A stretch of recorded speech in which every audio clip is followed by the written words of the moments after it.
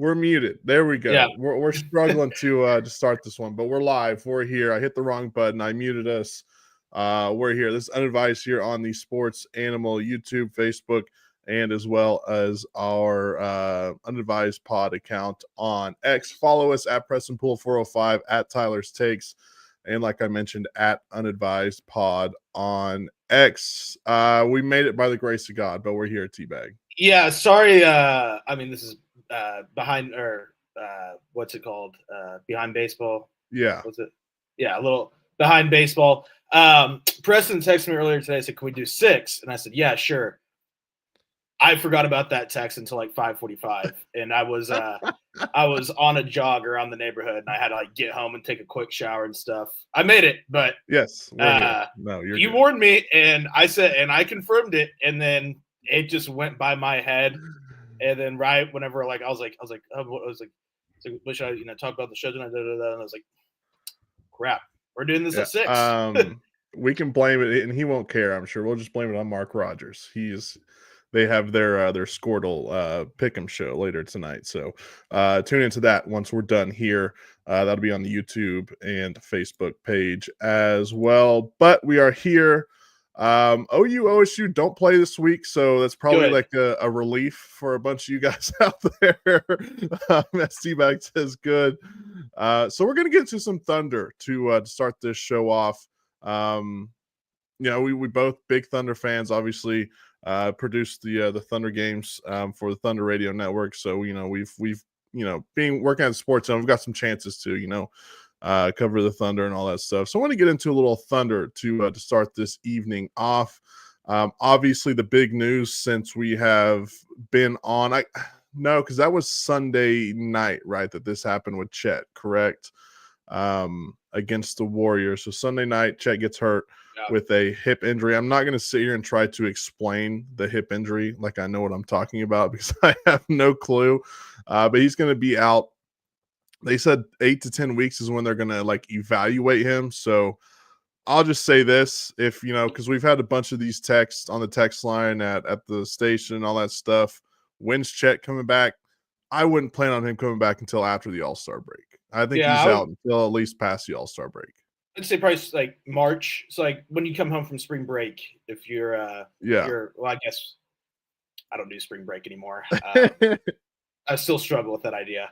But the spring trip in March, when you come home, hopefully Chet will be suiting back up. It sounds like hopefully he'll be good to go, or he'll be healthy in February, but he's going to need about a month to recondition himself, get back, in practice. He's going to do a mini training camp, a Chet training camp. Yeah, because he's not going to have a chance with that hip to be able to condition or anything while he's out. So, and it didn't get into his hip cartilage. Everything I understand. Want to specify, I am not a doctor.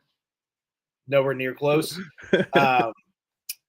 It sounds like it didn't get in his hip cartilage, which everything I've heard could be completely wrong. I don't think it is, because I trust the people I listen to on this. Sounds like it's not going to be a lingering thing. It's just going to take time to heal. But once it's healed, he should be good to go. Yeah, that's a positive, because that's what I was worried about at first. Is like, if this is one of those things that just lingers and it's just like, then it's May by the time he's healthy. It's there's no point to it. Yeah, for the too late. Yeah, exactly. Losing him, obviously, big blow. Losing Chet, I think he was definitely on the path to being an all-star this season, the way that he was playing. If not an all-star, very close to that level of, being very close to an all-star this season. All NBA defense for sure. Yes, 100%. But the good thing is it sounds like we're not too far off from Isaiah Hartenstein being healthy and good to go. I know last night Matt Ravis reported it on our Thunder recap show that he had heard, and I feel comfortable saying this because I know that Matt wouldn't go out and say this if he wasn't 100% sure. Hearing this stuff, that probably a week or two away from Isaiah Hartenstein joining the team. So that should put him around the Thanksgiving timeline that we had originally thought. So that is good. Maybe even a little earlier than what we had anticipated for Isaiah Hartenstein. But there was pictures, and Matt posted on his Twitter at Matt Ravis.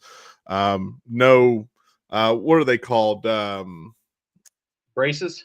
no brace on his hands for Isaiah Hartenstein. So that's good. So hopefully here in the next week or two they get back him, and we'll see about Jay Will. But we think here, we start the season for the Thunder. They have 3 centers on the team. They're down 2. Now we look at them. They're down all 3. They're going to play J-Dub at the 5. But to their credit, they've still won. They beat a pesky Clippers team on Monday night. And then they beat down on the Pelicans, who have just been ravaged by injuries, way worse than what Oklahoma City has. And those poor Pelicans that had to go against that defense last night, man. You put the Thunder defense against a half, G League team. Yeah, and there was just time. Like I remember, I did the ultimate, just dudes rock thing yesterday. We were just like, let's go to B-Dubs and just watch action from Thunder and have some beers and some wings. It was nothing wrong with that. I highly suggest it to anyone out there. And so we went there and we left at halftime of the Thunder game. The Thunder were only up 4, kind of struggling in the first half. Had to come back, obviously, from double digits. Yeah, I think it was like 12 or something like that. 12, something like that. And I remember just saying in the car on the way home, I was like, I'm not even worried. Like they're if this was the Warriors, or something like a little different, but this team's just going to turn it on. The Pelicans aren't going to be able to do anything in the second half. And sure enough, it was just that second half came on. It was just like, all right, this one's wraps. Yeah. No, I texted Gideon and Matt last night. I said the Thunder could be down by 30, and this was in the first half. I was like, the Thunder could be down by 30, and I still feel confident that they're going to win by 15 points at the end of the game. And, it didn't get that bad, but it sure looked like it was going to there at times in that first quarter. But they win that one easily last night. Next game up is tomorrow night. Real quick. Yeah. I want to hear your thoughts on this. So with the Chet injury right now, and this is just, like I said, everything, we just talked about it, everything we've heard sounds like he should be back by, April 1st at the absolute latest. It's kind of what it sounds like. I'm not worried, and here's the advantage that Chet will have. He'll have fresh legs in the playoffs if he gets 10 to 15 games in the last 10, 15 games of the regular season. Get some fresh legs in the playoffs. Are you worried about the chemistry between him and Hartenstein, or do you think they'll be able to Chet will be able to vision that off the court about how his style of play will translate? I don't know if I'm necessarily worried. I think that Mark Daignault's a good enough head coach to where he can kind of probably scheme around some of that stuff. But I look, if he's back with 10 or 15 games, talking about Chet, if he's back with 10 or 15 games left in the season, that's plenty enough time for professional basketball players to, get the chemistry together and get rolling into the playoffs, especially guys that have, went through training camp together.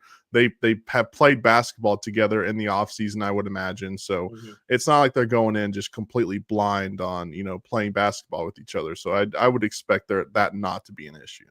Yeah, I definitely tend to agree with that. And another thing that's going on the Thunder's favor on that is I think Chet's just one. Now every NBA player has such a high basketball IQ. Yeah. You're not in the NBA with just pure talent. You have to have a basketball IQ to play in the NBA. I think Chet might be just one of those guys that's just maybe a step up, and he's addicted to learning and understanding the game. So I think that's also another advantage. I think Chet's going to be, because he's not going to be able to be on the bench for a while, because whenever you have lower body injuries, they don't like to put the players on the bench. If someone runs into you, can re-injure it or something.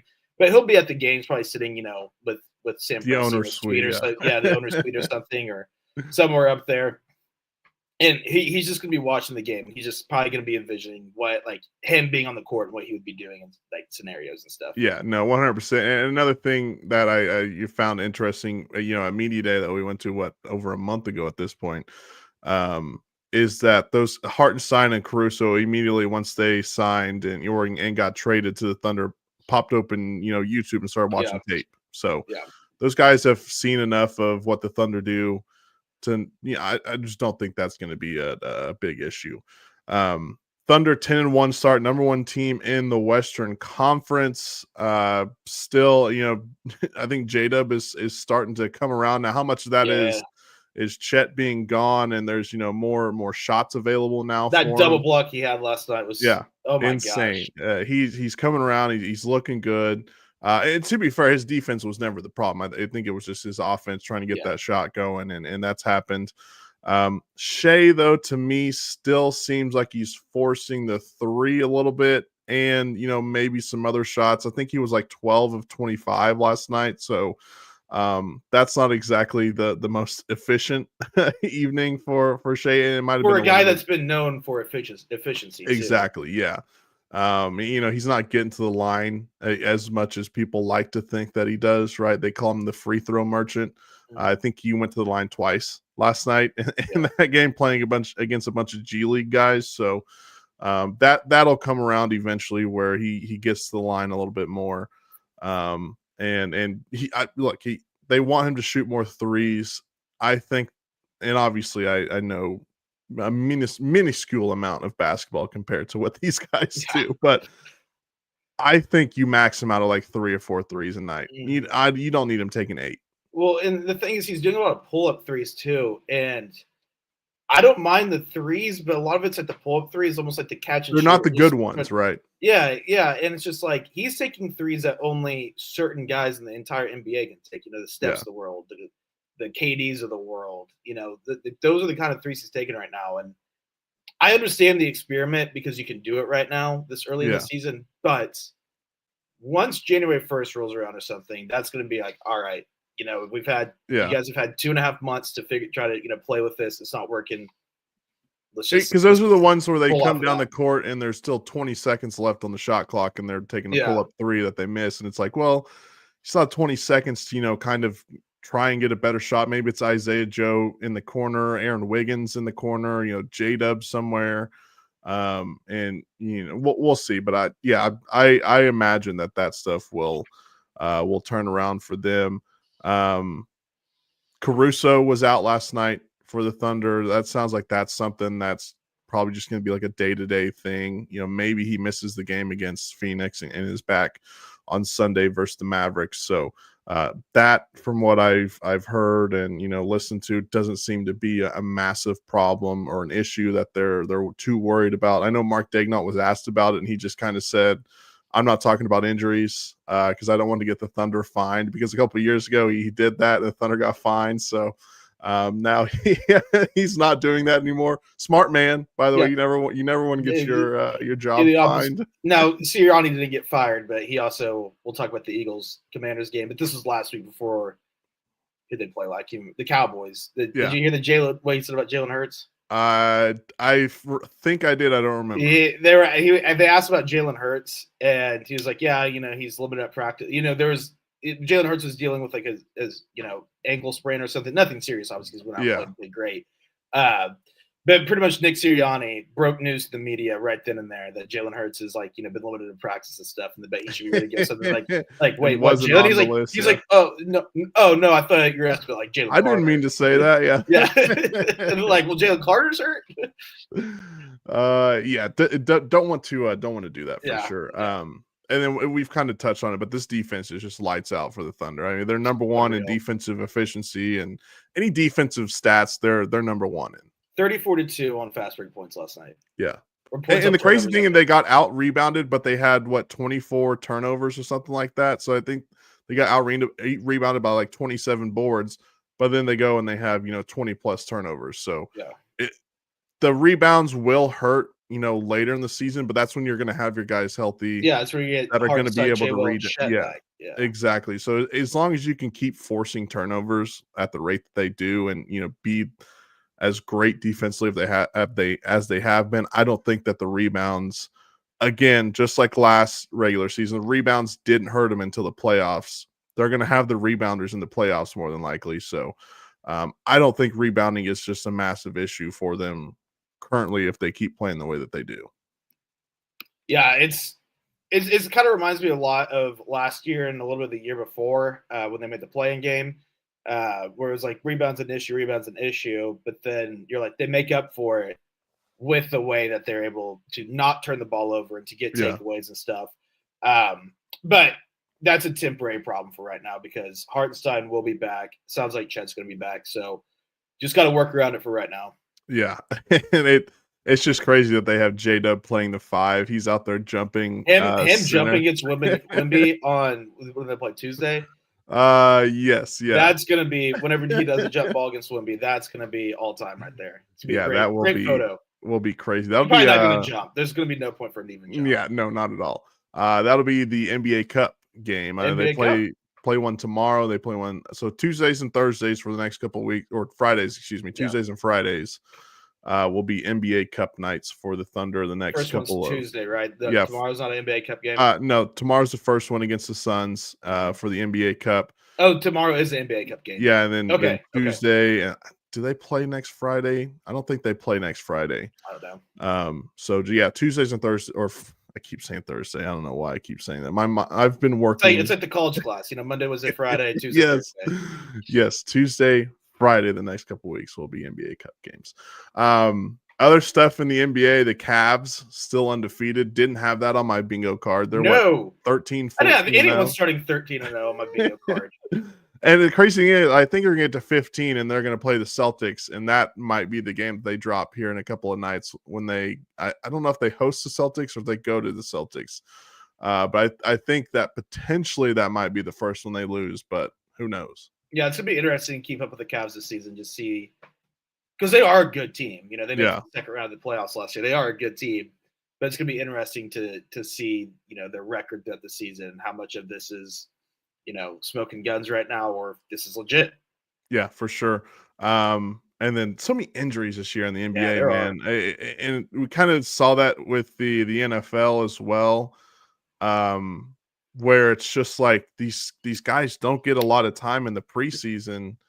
I mean, the Thunder guys maybe played a half total, maybe 3/4 total in the preseason, and then the NBA season starts and they're playing, back-to-backs, once a week. It's crazy. So I heard Matt Pinto say this last night, that maybe the NBA needs to tone it down a little bit when it comes to starting the season off just completely hot, where they play, so many games and so many nights. So many.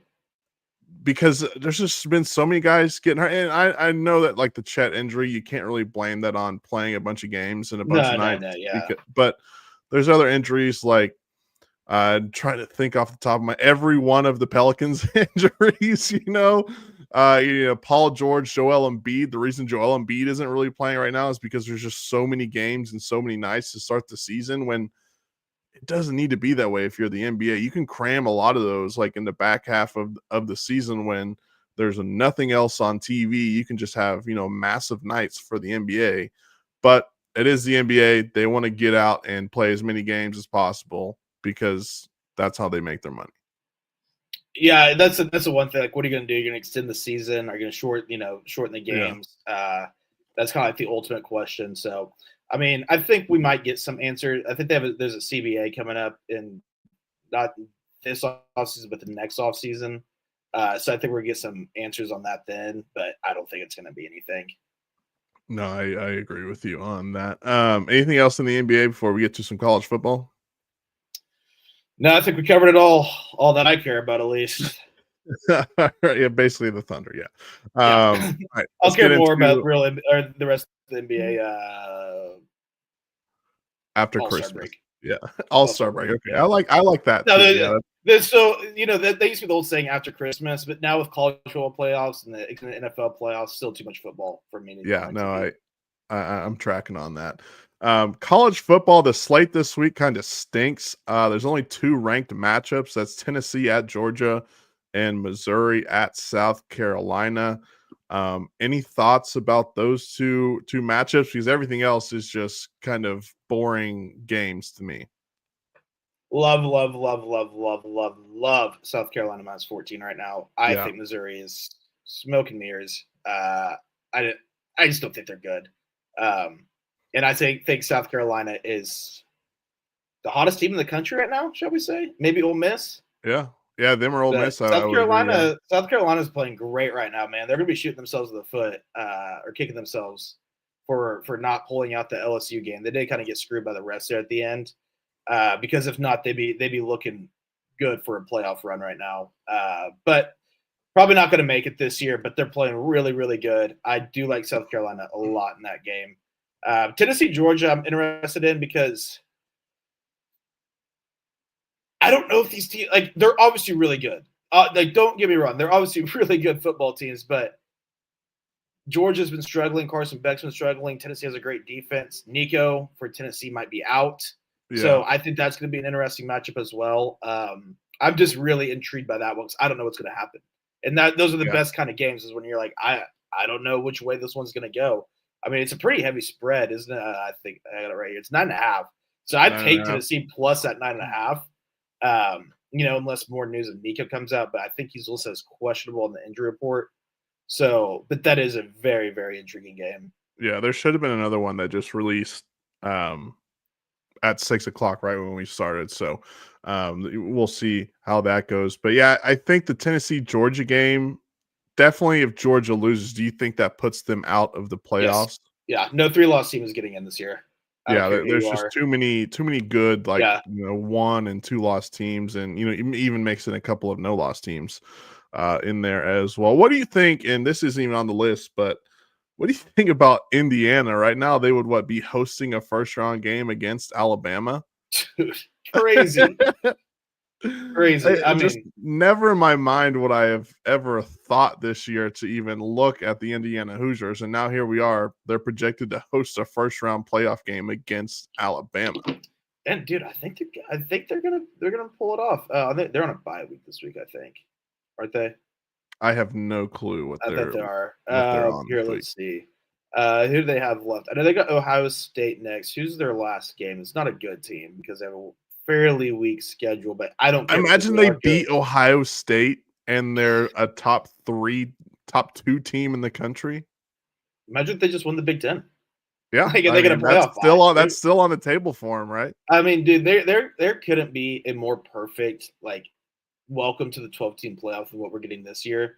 Yeah, because when you just kind of go through it, okay, hold on, I'm pulling up Indiana's schedule right now. 10-0. Yeah, they play Ohio State then Purdue, so they're going to go 11-1 at worst.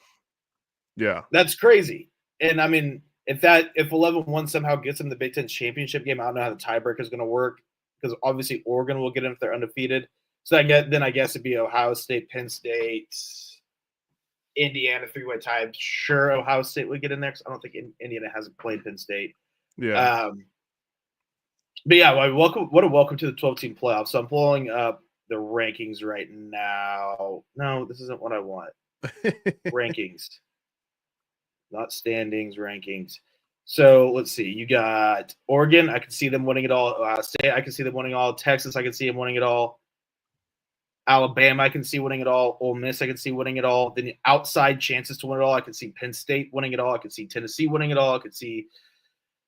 Not going to say Notre Dame winning it all. I don't think they can, but I think they can make a run. I think Indiana can make a run, man. I mean, there's so many teams where it's like, I mean, you could get Alabama 10-1 odds right now to win the national championship. I think it's a really good bet. I think out of the top 10 for me, I don't trust Miami. I don't necessarily trust Notre Dame. No, I don't trust Miami. I trust Miami more than Notre Dame more than Miami for sure. Yeah, BYU, I don't know. I mean, I think they're a good football team, but a national championship, I don't think so. I mean, they could maybe win. I wouldn't even say they're going to win a game. I mean, the only way BYU, in my opinion, can win a game is if they go 12-0, lose in the Big 12 championship, and sneak in as a wild card or whatever it is. Yeah, and I don't even think Penn State can win a national championship, and they're number 4 team in the country. No. But that's the thing. It's like I Penn State's number 4. I don't think they can win it all. Yeah. Ole Miss and Alabama are 10-11. I could see them winning it all. Yeah. And it all kind of, I guess, shakes out. Where everyone's ranked. Who has to play who. There's going to be upsets in this thing. Mm-hmm. So who gets upset and I get an upset this week. You never know. We always say that for the bad slates.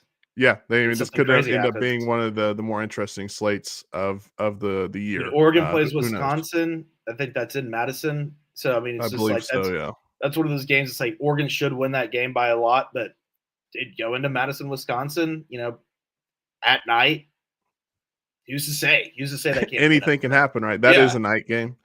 Yeah. Okay. I think Kansas might be a little bit of a live dog here against BYU. It's at BYU, late kick. Kansas played great last week. Kansas played great. They played good against Kansas State the week before that. They barely lost to Kansas State, so they're playing better football right now. And I think Iowa State is going to lose eventually, or not Iowa State. BYU is going to lose eventually. Yeah. But they do remind me a lot of the 2022 TCU team, who just every regular season game, you're like, how'd they end up winning? They find a way to win. They went 12-0. And then blow out Michigan in the playoffs. Yeah. And then lose the Big 12 championship and then blow out Michigan and then get destroyed by Georgia. All right. I said we weren't going to talk about Oklahoma or Oklahoma State that much. So I've only got a couple questions here on each team, and then we're going to get into some NFL stuff. And this is a question that Gideon Hamilton had been thrown around, and I thought it was very interesting. So I wanted to ask you, if Oklahoma, and in his scenario, he said, if Oklahoma beats Alabama and then loses to LSU, does that change your view of the season for Oklahoma? Slightly.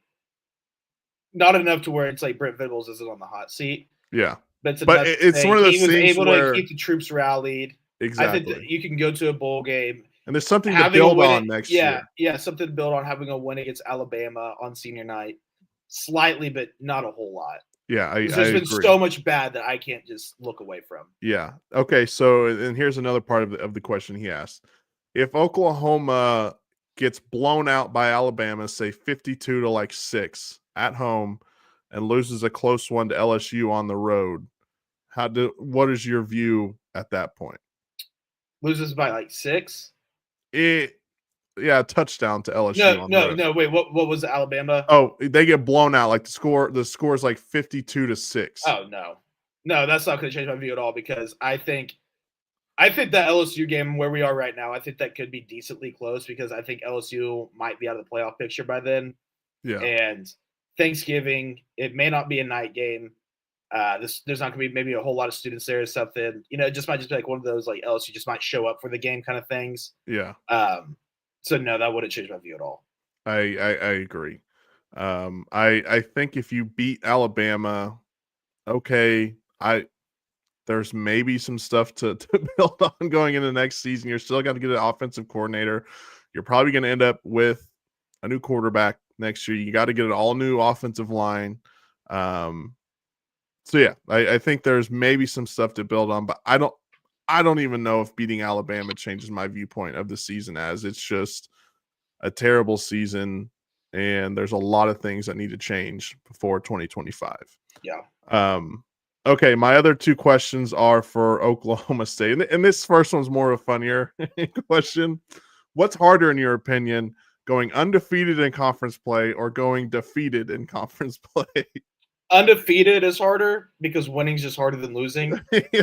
But going undefeated in conference play is pretty impressive itself. That's pretty impressive. I was going to say they're up there for, obviously undefeated is a whole lot harder and a whole lot better, obviously. Mm-hmm. But going defeated, man, that takes like some bad football. Again, I just still can't believe that this is where we're at. Like, I think I'm just still kind of in shock by it, because it's, again, if God were to come down in July and say, hey, Tyler, OSU football is going to be disappointing. He's just going to say, not kind of, he's just going to say, OSU football is going to be disappointing this year. I would have said 7-5, maybe 8-4, 8-4, 7-5. But that going in, that would have been a very disappointing season. When you were like, because I thought the whole time I was like, they're going to be 10-2, 9-3. Hopefully 10-2 will be enough to get you to the Big 12 championship game. But I was like 10-2, 9-3. That's where I expected. I never thought they'd go undefeated or anything. I didn't think they had the talent for that or the depth. As we've seen, they obviously don't have the depth. They have a talent on the opposite side of the ball. They just haven't to get all into it. It's a bye week, damn it.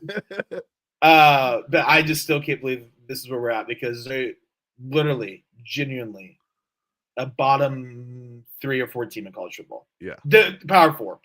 Yeah. No, I'm with you on that. Now we all know that Brent Venables' seat is going to be hot heading into next season. How hot is Mike Gundy's seat heading into 2025? Hot.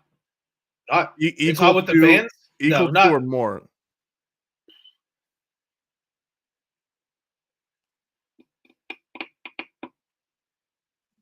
Because I think it's got to be pretty close. Because you look at what talent they have going into next year, and you can't be super confident in next season. And here's the thing. This is crazy to say because it's Mike Gundy and the success he's had for 20 years. This is his first losing season since 2005. But the way he's handled it with the media, with the fans, the administration is obviously not happy. They're having to damage control for him. The boosters, I know for a fact, are not happy. And I'll say this. I'm not trying to be the a-holes on Twitter that were trying to start rumors in September and October. I'm not trying to start a rumor at all because I do not know for sure. Yeah. From what I've heard from people that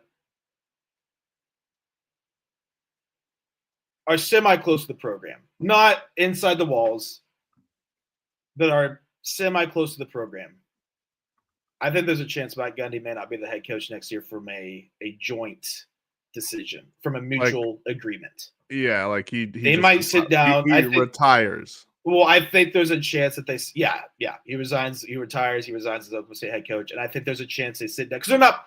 One, if Mike Gundy wants a full buyout, he's the coach next year. They're not paying the full buyout. They're just not. Yeah. He's Mike Gundy. He has a big buyout. They're not going to do that.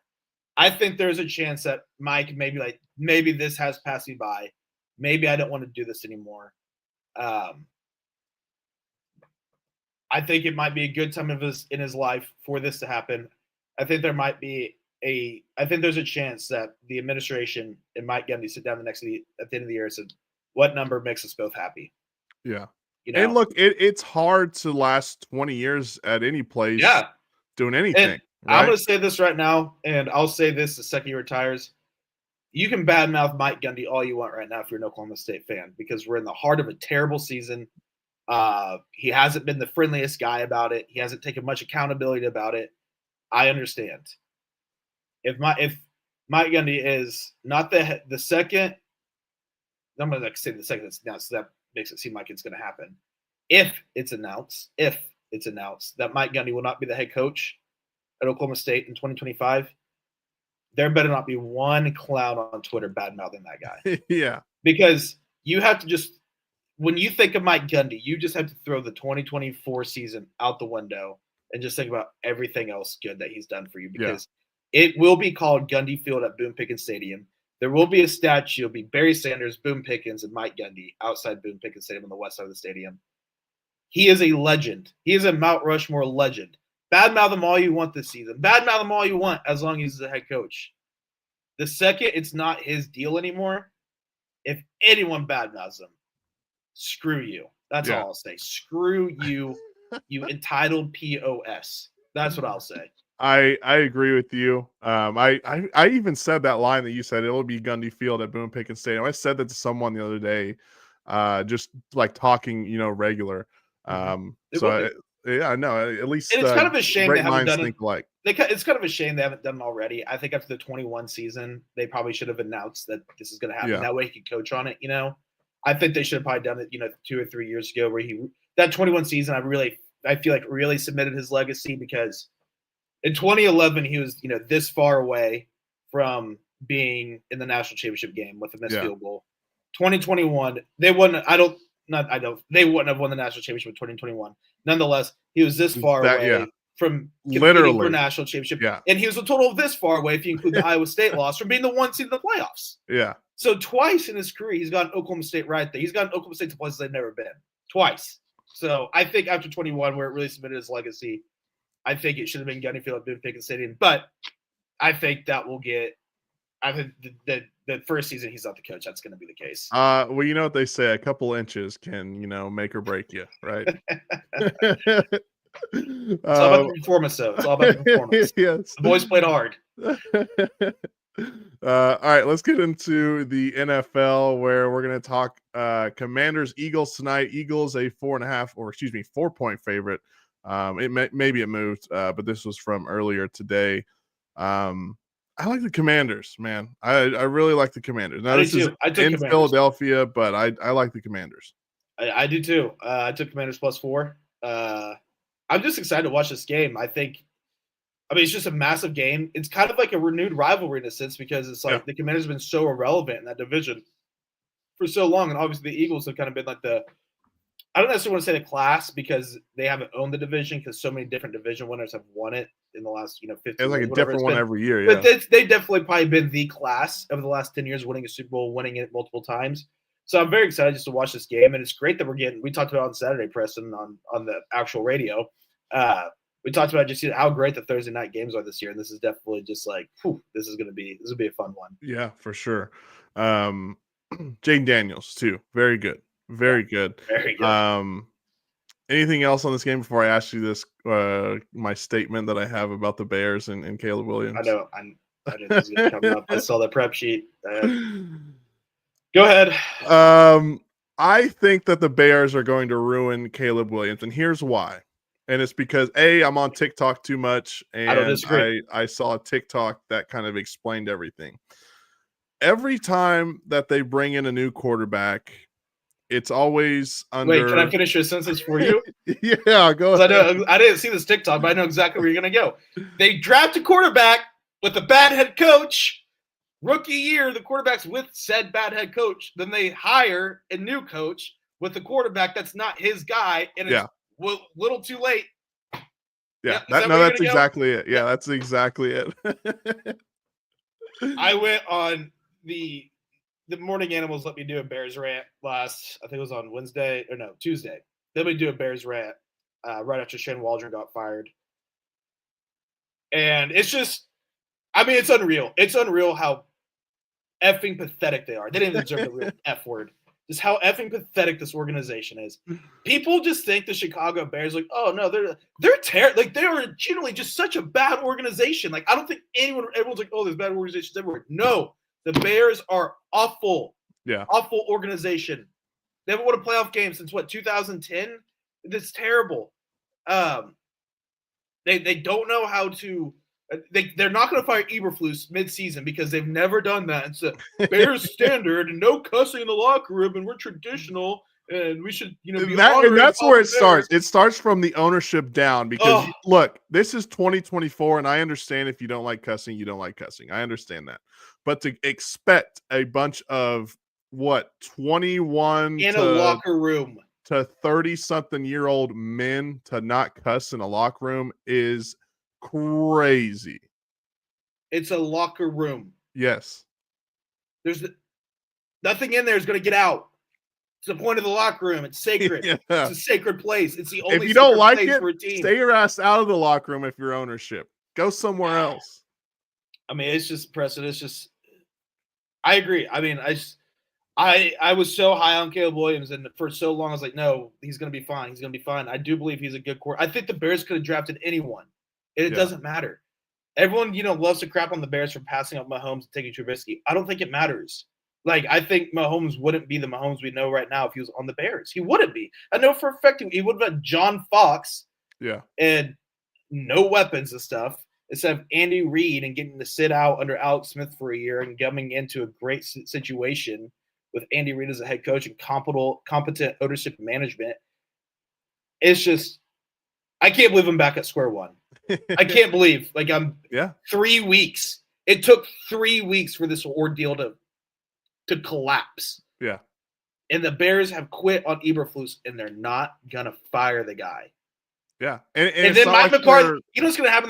Mike McCarthy's going to get fired from the Cowboys. And they're like, he beat us a lot in Green Bay. Maybe we should hire him. Here's what I got for you. This is what I just cooked up in my brain. There's a guy that has a job in Southern California right now who has just had to put some, there he goes.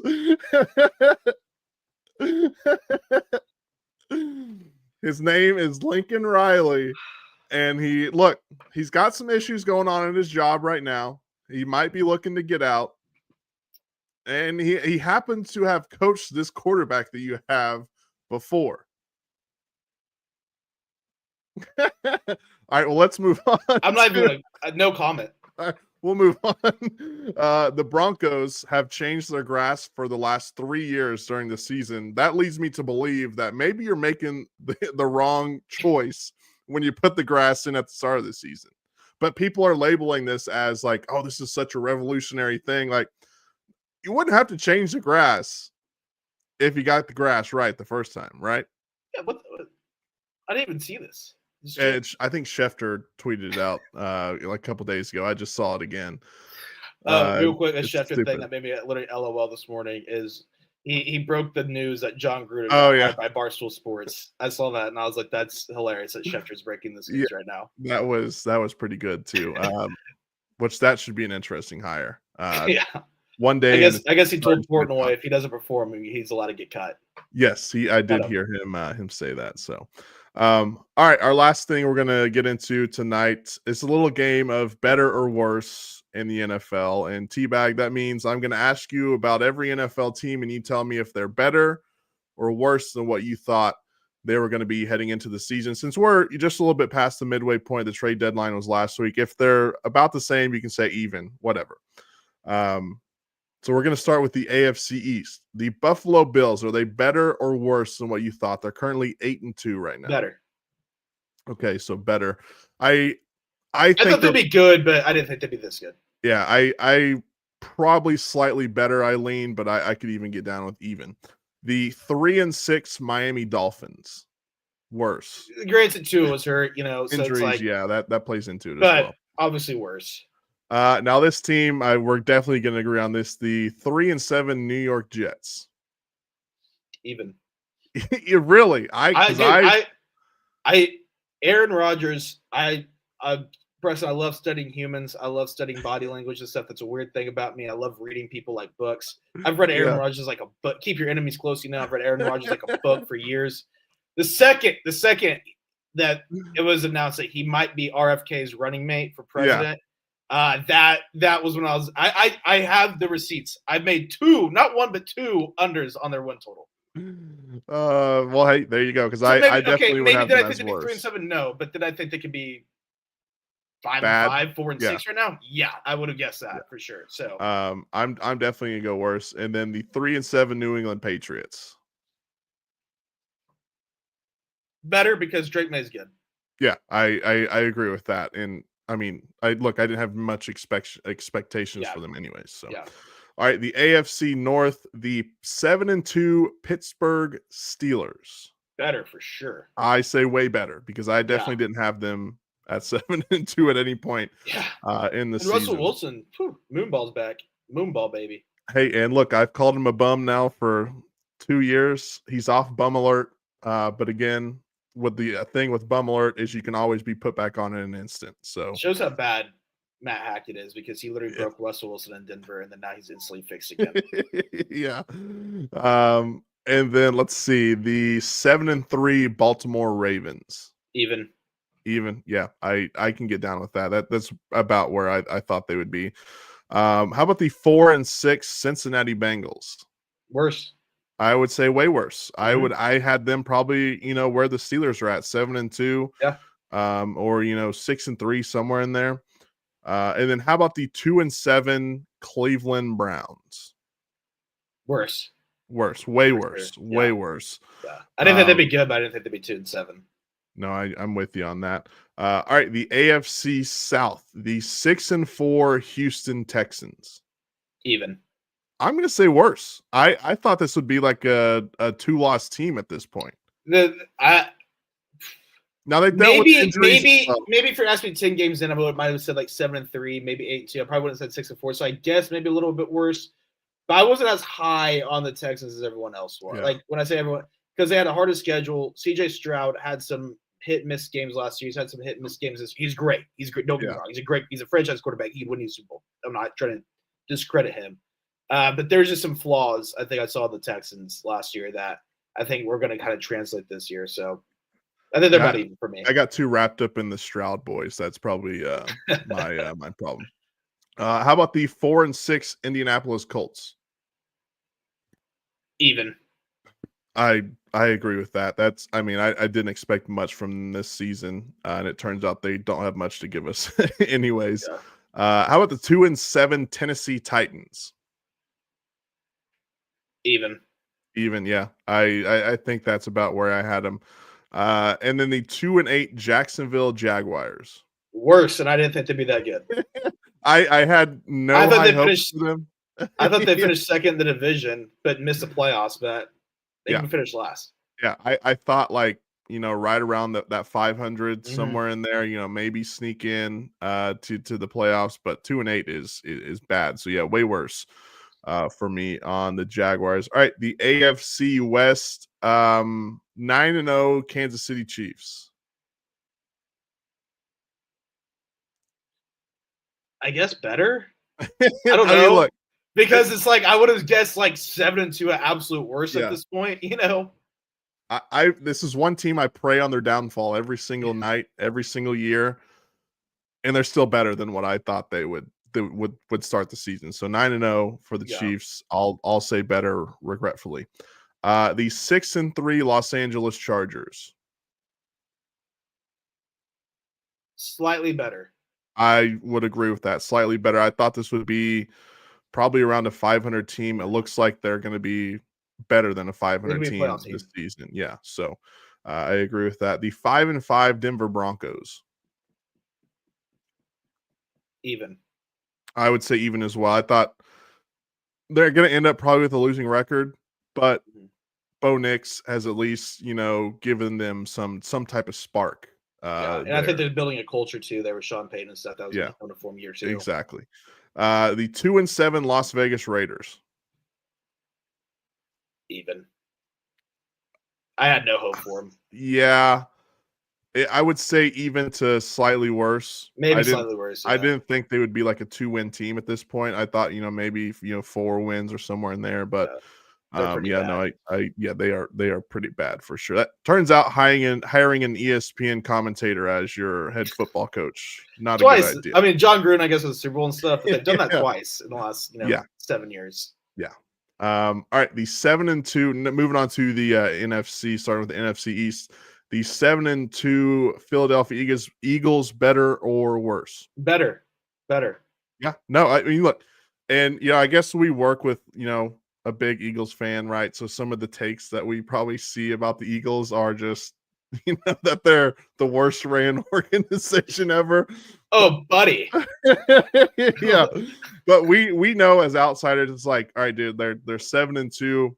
They're a pretty good football team, whether the whole city of Philadelphia wants to fire their head coach after every single game.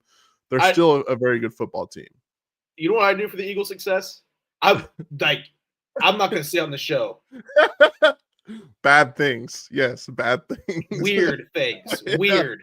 Like questionable things. Like my mom might disown me as her son kind of things. No, my mom would love me no matter what. If you're telling me I get a Super Bowl and I get 1 Super Bowl, 2 Super Bowl appearances and multiple playoff bursts every year, sign me up. Yeah, sign me up. All right, the 7-3 Washington Commanders. Way better. Yeah, way better me too. Yeah. And that's the Jaden Daniels effect. Yeah. The 3-6 Dallas Cowboys. Worse for sure. Yeah, worse 100%. I mean, it's just bad there. And we were going into the season like they're going to go 12-5 and lose in the first round of the playoffs. Yeah, I mean, because that's just what they do every. Obviously, Dak hurt now out for the season, so that's definitely plays into it. Plus, Mike McCarthy turns out not a good football coach. Mm-hmm. The 2-8 New York Giants. Somehow worse. Because I didn't think they'd be necessarily great, obviously, but I thought they'd be kind of scrappy because they have a good defense, a good defensive line, and I thought Daboll would try to get the most out of Daniel Jones, but then I just had a whole offseason to forget about how bad Daniel Jones is. So he's not good. Terrible. And they paid him a lot of money. All right, the NFC North, the 8-1 Detroit Lions. Better. I'm going to say even. I thought they were going to be a pretty damn good football team. I would say, better, but it's like slightly better. Yeah, slightly better. The thing is for me is just because I think they're, in my opinion, they're going to win Super Bowl as of right now. Yeah, no, and I wouldn't have maybe necessarily said that. Maybe it's just because they did the Lions. When you hear Lions, you don't think Super Bowl contender. So better, but it's not like I'm shocked. It's not like I'd be shocked if you told me to start 8-1. If the Lions beat the Chiefs in the Super Bowl, I will just rejoice in the streets of Oklahoma City. That would, not even my own team getting to the Super Bowl ahead of the Kansas City Chiefs, because I know that's not going to happen, right? I just want someone to beat the damn Chiefs in the Super Bowl. Could you imagine a Lions-Bills Super Bowl in New Orleans? Oh, I mean, they would have to shut the whole city down for like a month. I couldn't imagine. And like the Lions fans probably the tame ones. That's the craziest part. Like they probably the tame ones. Oh, all right. How about these 7-2 Minnesota Vikings? Way better. Yeah, and I was high on them. I was like, they're gonna be the sneaky team from this year, but they're way better than I thought. Yeah, I'm with you. I think it's gonna start catching up to them a little here though now. Yeah, it seems to be that where way. we stand currently, way better. Yeah. How about the 6-3 Green Bay Packers? Slightly worse. I would say that's probably about even for me, right? Maybe there, 6-3. Yeah. That's close. That's close. Yeah. All right. Now, how about the 4-5 Chicago Bears? Delusional me, way worse. If you put a true serum and went to the very back of my brain and crawled all the way back there and one of my true thoughts, on par. Oh, yeah. Okay. I've seen it so many times, so it's like. Yeah. But I never truly believed it. But like I said, if you're to study my brain. Yeah, you would find a spot in there and say this is very, very, very possible. If we got you some of the Jim Traber's truth serum, you would. I didn't know truth serum would work. I think I'd still be lying through my teeth through that one because I think you would literally have to just cut my brain open and just investigate. Where did T-Bag think that the Bears were going to suck? There it is. It was in there somewhere. All right, we need to blow through these last two divisions here. The NFC South, 6-4 Atlanta Falcons. Even. I would say maybe even for me. Yeah. The 4-6 Tampa Bay Buccaneers. Slightly worse because I think the Falcons were going to be like a little bit above 500 fighting for the division. And injuries too. Injuries have gone up. And they've had some heartbreaking losses. 3-7 New Orleans Saints. Even. About even for me. And the 3-7 Carolina Panthers. Slightly better. I can get down with that. They've won the last 2 games. Yeah, won last 2 games, 2-game winning streak. All right, the 6-4 Arizona Cardinals. Better for sure. I mean, they lead their division right now. The 5-4 San Francisco 49ers. Worse. I say worse, but they couldn't help it. Yeah. Injuries as well. So the 4-5 Los Angeles Rams. Worse. I say worse, but again, injuries there as well. So, and then finally the 4-5 Seattle Seahawks. Worse. Maybe even. Stay even to slightly worse, somewhere in that territory. So, all right, that was our little game of better or worse with all the NFL teams. Sunday was something we should definitely talk about off air, but Sunday morning, 11 a.m. Yeah. Okay, we'll be live again. We'll hang over, never killed me anybody. Too.